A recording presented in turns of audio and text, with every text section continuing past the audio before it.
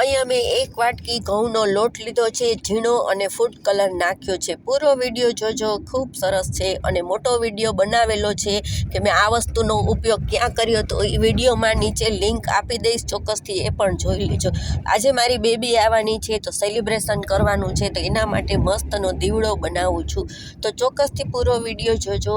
અને ઘઉંમાં લોટમાં જરા પાણી નાખી અને મસ્ત લોટ બાંધી લેવાનો છે. પછી આપણે એને કાચના ગ્લાસમાં સેપ કરવાનો છે. તો જોઈ શકો છો ને, અહીંયા તમારી પાસે કોઈ પણ કલર હોય એ તમે લઈ શકો છો. પિંક છે, રેડ છે, મારે ઓરેન્જ હતો તો મેં ઓરેન્જનો ઉપયોગ કર્યો છે. હવે આપણે કાચના ગ્લાસમાં થોડું તેલ લગાવી દઈશું કે આપણને એમાં લોટ જે છે એ ચોંટાડવાનો હોય તો સાવ ચીપકી ન જાય અને આસાનીથી છૂટો પડી જાય. તો તળિયાના માપનું છે એવી રીતના કરી અને આપણે આવી રીતના ફૂલની પાકડી બનાવતા હોય એવી રીતના બધી નાની બનાવી લેવાની છે. બે સાઈડ બનાવવાની છે, એક નાની અને એક મોટી. પછી આવી રીતના કવર કરતું જવાનું છે. જો બીજો શેપ તમને આવડે તો પણ કરી શકો. મને આ આવડતો હતો તો મેં આ વિડીયોમાં તમારી સાથે શેર કર્યો.